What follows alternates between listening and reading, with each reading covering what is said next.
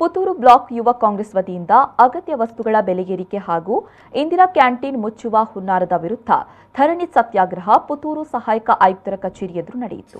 ಧರಣಿ ಸತ್ಯಾಗ್ರಹವನ್ನು ಉದ್ದೇಶಿಸಿ ಮಾಜಿ ಶಾಸಕಿ ಶಕುಂತಲಾ ಟಿ ಶೆಟ್ಟಿ ಮಾತನಾಡಿ, ನರೇಂದ್ರ ಮೋದಿ ಆಡಳಿತ ಚುಕ್ಕಾಣಿ ಹಿಡಿಯುವ ಸಂದರ್ಭ ದೇಶ ಸಂಪೂರ್ಣ ಬದಲಾವಣೆ ಕಾಣಲಿದೆ ಎಂಬ ನಿರೀಕ್ಷೆ ಸುಳ್ಳಾಗಿದೆ.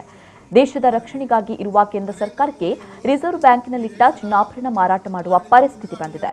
ಪೆಟ್ರೋಲ್ ಡೀಸೆಲ್ ಬೆಲೆ ಏರಿಕೆ ಮಾಡುವ ಮೂಲಕ ಜನಸಾಮಾನ್ಯರಿಗೆ ಅನ್ಯಾಯ ಮಾಡ್ತಾ ಇದೆ.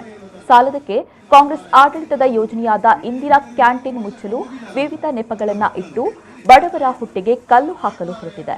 ಇದರ ವಿರುದ್ಧ ನಿಜವಾದ ದೇಶಪ್ರೇಮಿಗಳು ಪ್ರತಿಭಟನೆ ಮಾಡಬೇಕಾಗಿದೆ ಎಂದರು.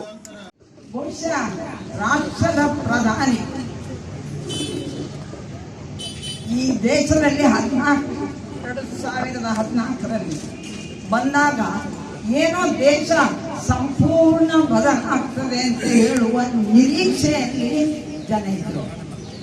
ಆದರೆ ಈಗ ನಾವು ನೋಡಿದಾಗ ದೇಶ ಕಟ್ಟುವ ಆ ಒಂದು ವಿಚಾರದಲ್ಲಿ ದೇಶ ಪ್ರೇಮಿಗಳ ಪಕ್ಷ ಅಧಿಕಾರಕ್ಕೆ ಬಂದಾಗ ದೇಶದ ರಕ್ಷಣೆಗಾಗಿ ಇಟ್ಟಂತಹ ರಿಸರ್ವ್ ಬ್ಯಾಂಕಿನಲ್ಲಿ ಇಟ್ಟಂತಹ ಚಿನ್ನಾಭರಣವನ್ನೇ ಮಾರಾಟ ಮಾಡುವಂತಹ ಸ್ಥಿತಿಗೆ ಈ ರಾಷ್ಟ್ರ ಬಂದಿದೆ ಅಂತ ಹೇಳಿದರೆ ನಿಜವಾದ ರಾಷ್ಟ್ರ ಪ್ರೇಮಿಗಳು ಇದನ್ನು ಪ್ರತಿಭಟನೆ ಮಾಡಬೇಕಾಗಿದೆ.